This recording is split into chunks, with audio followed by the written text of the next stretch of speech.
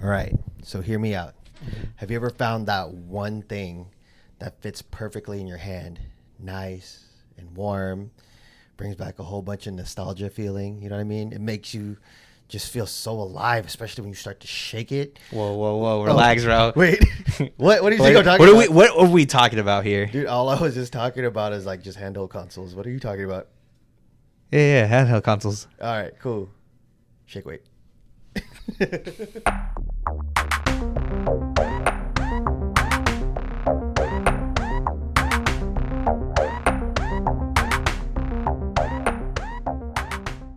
What's up, y'all? Welcome back to another episode of Co-Flop Gaming. Episode 16 with your boy Player One here. Don Pachis, also known as the Shiny Hunter of 2025. It's actually episode 17. And what's up, y'all? I am your player number 2.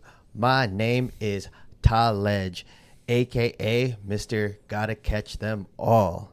Also, we want to introduce, not really introduce, but reintroduce. He's going to be our behind-the-scenes man, our very special player number 3. It's Papi Matt, gordito pero bonito. Thank you very much. As you all know, he is the Freddie Benson of this podcast now. Yeah, pretty much. So Matt's just been there for us since the jump, and he's basically just helping us out with more of the tech side and everything like that, and getting us all squared away to make sure that we look pretty good. Is that right, Matt? Yes, Papi.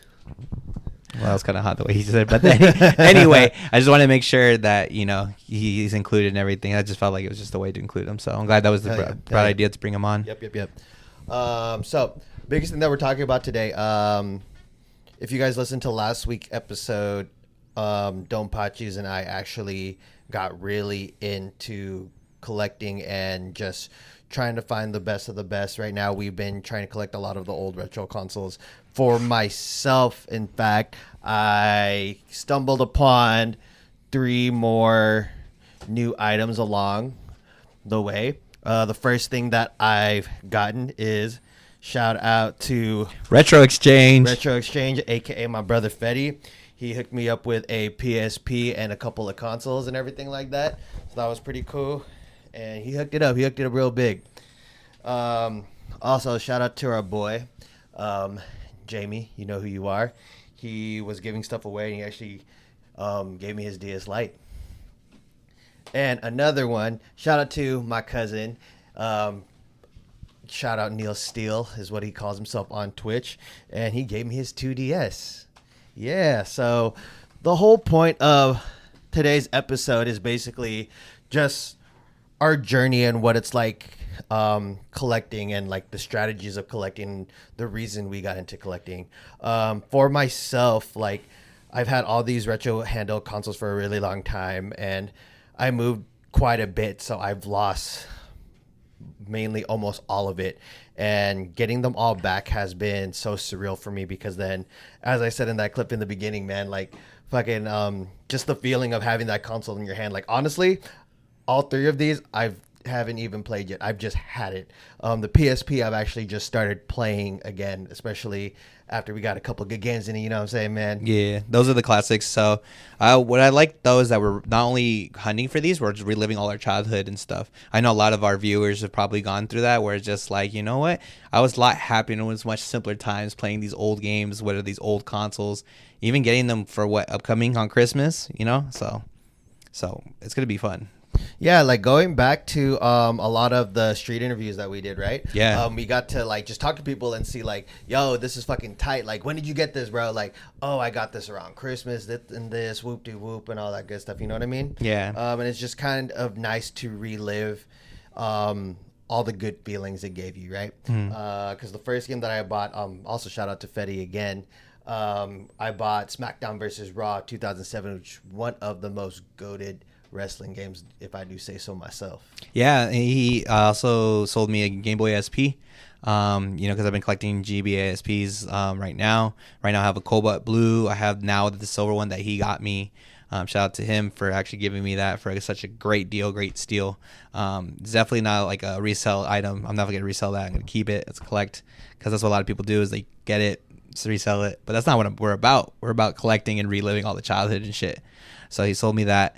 And then right next to him, Retro Reptar, shout out to you too. He gave me that OEM charger for the SP, so now it charges functionally and properly. So now I can charge up my SPs with a normal charger rather than a third market where I feel like it's going to drain the battery faster. So I'm pretty sure you're all thinking, how do you guys find all these cool retro stuff?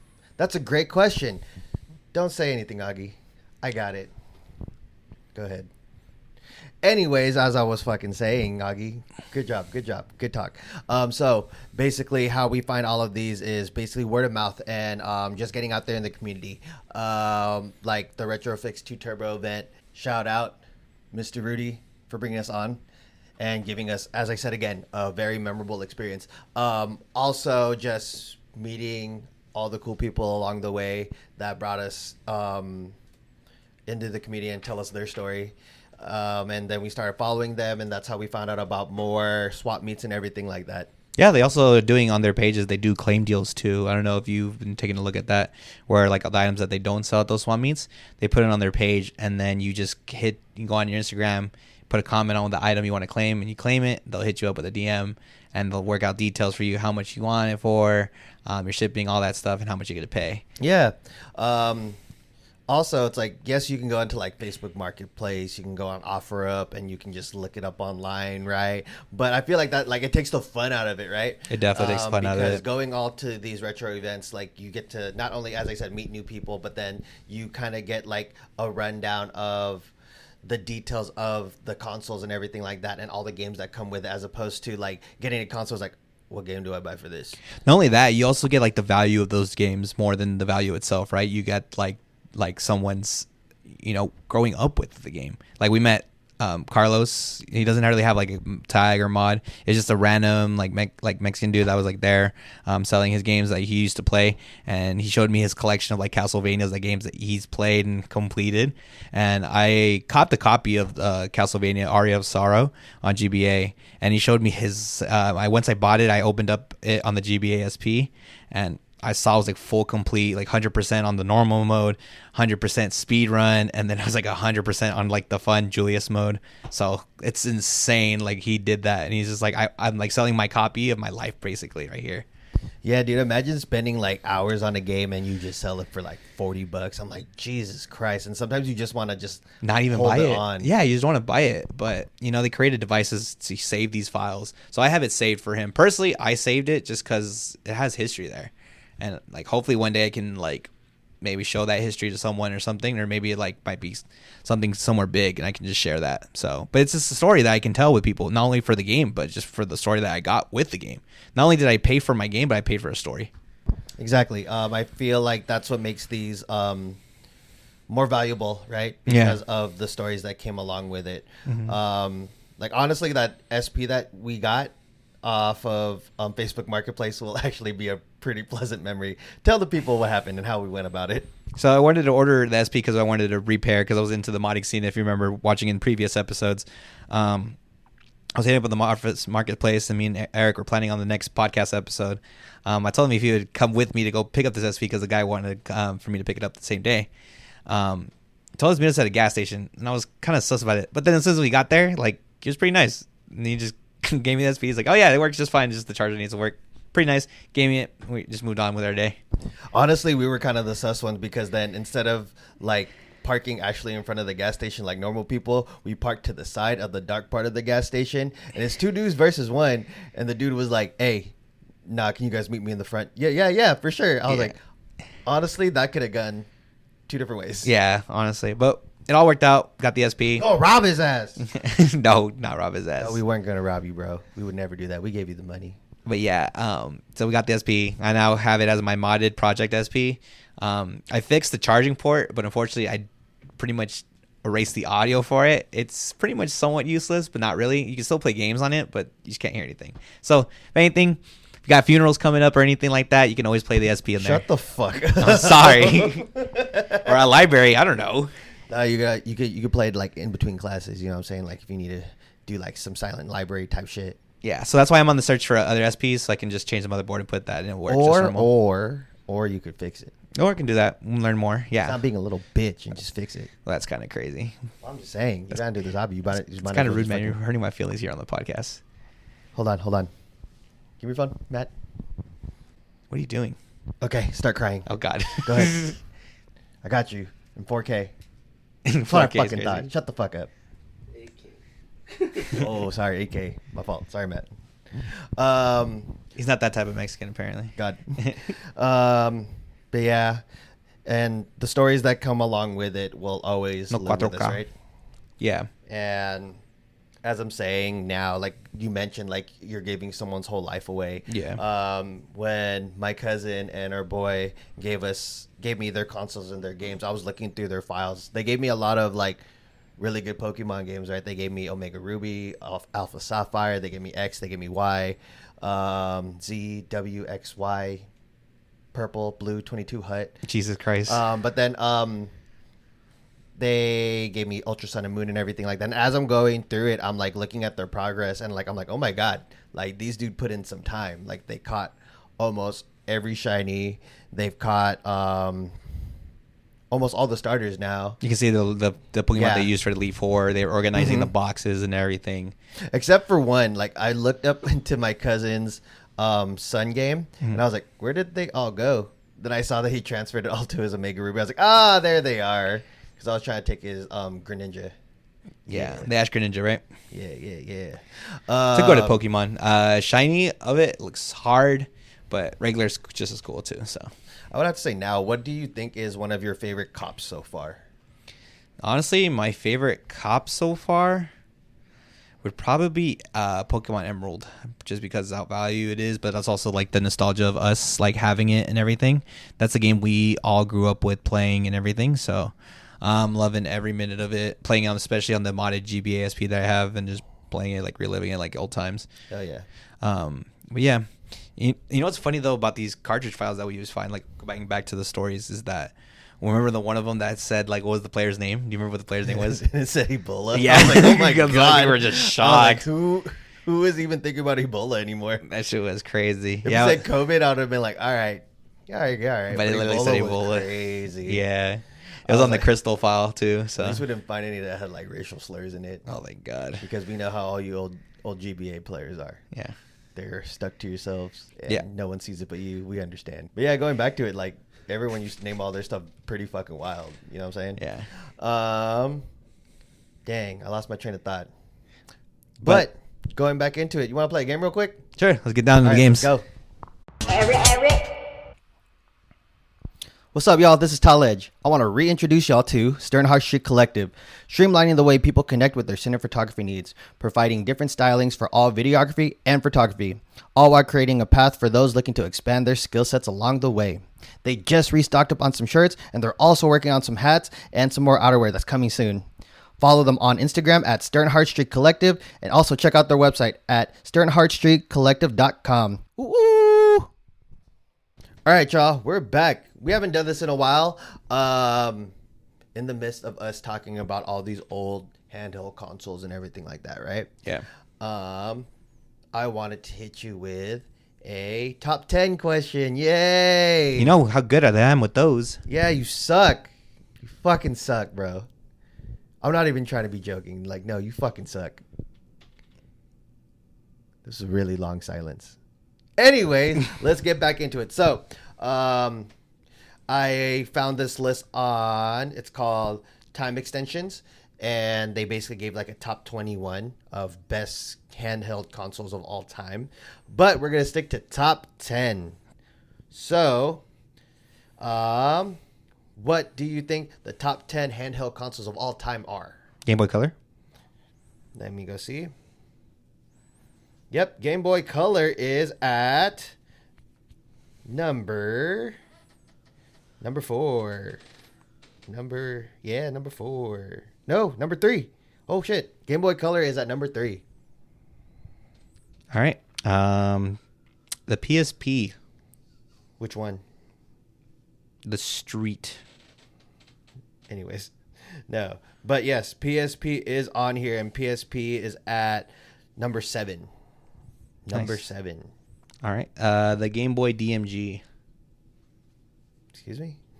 It's another form of Game Boy. It's like the first one. The first ever Nintendo Game Boy. No. No? Interesting.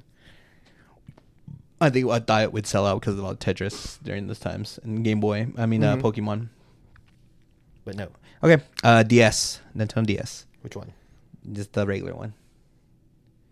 If not the light. Yes. Yeah. Nintendo DS is at number 5. Mm-hmm. DS and DS Lite, actually.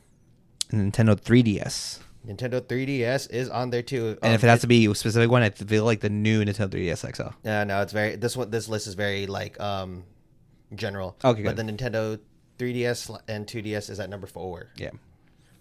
Let me see what else. PS Vita.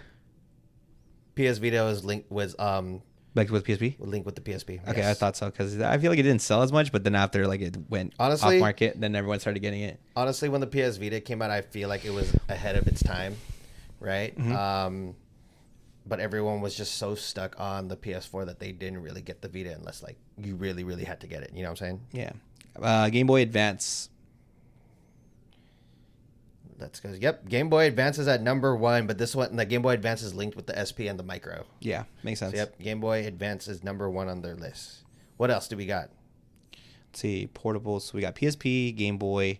Pretty much I marked down all the Game Boys, I feel. Nintendo Switch. How about that one? Nintendo Switch is at number 2. Mm-hmm. Yep. Nintendo Switch is the most common one. Yeah. So what am I missing specifically? I think you're missing. How many? You're At missing least? number 6. Okay. Number 6, number 9, and number 10. Number 9 and number 10 you might have a hard time with. Okay. Is it number 9 and 10? Is it Mr. Game & Watch possibly? No. Ooh, interesting. Okay, how about Number 10 is a little newer. 10 is newer? Mm-hmm. It came out. I'll give you a hint. Is it the Raleigh, ASG Raleigh, or is No. it Asus Raleigh? No. No. Steam Deck? It's from like a not known brand. Famio, Analog Pocket. Analog Pocket, yeah.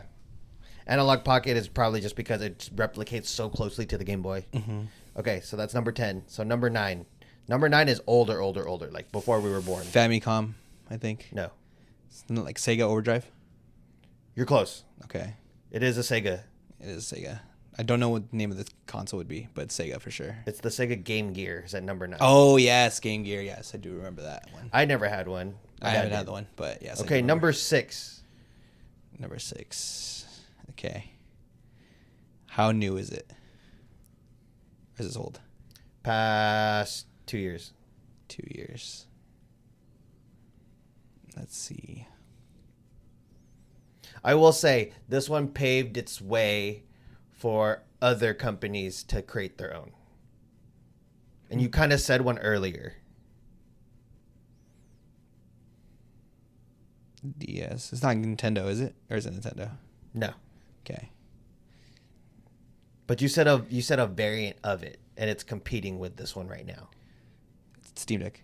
Yes. The Steam Deck is at number 6. So, yep, that's according to Time Extension. This is all the handheld that is the best. So number 1 was Game Boy Advance. So, yep. So, starting all of it, Game Boy Advance. Yep. Then number 2 is Nintendo Switch. Yep. Number 3 is the Game Boy Color. Game Boy Color. Mm-hmm. Then the Nintendo 3DS, 2DS. Mm-hmm. And then at number 5 is the Nintendo DS and DSi. I never had the DSi. Is the DSi the DS Lite? No, it's DSi, so they connected to internet, so you're able Got to. it. It was pretty much the one that stepped up till 3DS. It pretty much had that same module and everything, like as the 3DS has. Got it. Then the Valve Steam Deck is at number 6. Yep. PlayStation Portable, the PSP. So if you guys didn't know what that meant, Pretty small PS. fuck. Everyone knows that joke. Oh, I got it all wrong. You were right. So the PlayStation Portable is number 7. The PS Vita is at number 8. Ah, see, so There we go. So you were right. nice. And then the Sega Game Gear. Mm-hmm. And then for all the people that didn't want to buy a Game Boy but wanted the Game Boy experience, the Analog Pocket If you haven't picked one up, I am still thinking about picking one up. I just don't want to spend the money on it yet. It's $300. Exactly. But it does come with pre-made games and everything like that. So I will say that. And it gives you the same exact experience. Yeah, the cartridges. So yeah. Yeah. So. And it's yeah. light screen compared to if you buy a Game Boy Color, you have to mod it yourself to get a back screen or buy the accessory. All right. Ain't nobody got time for that. All right. Good shit, brother. So, with all that being said, right? Personally to you, what has been your favorite handheld? My favorite handheld for sure has to be the Game Boy Advance SP. Just because I have so many memories of growing up with it. Literally, Pokemon Ruby was literally fucking everywhere. Any Pokemon Emerald, Sapphire, Ruby, any of those variants were literally everywhere. I think my brother was able to cop an SP from Raging Waters' locker room because some little kid left it and had Ruby in it, so you're able to play it. God, I would have to agree. I kind of have to because I'm a little bit torn, right? Yeah. Like the Game Boy SP has been my favorite because the Emerald has been my favorite Pokemon game of all time, as well as.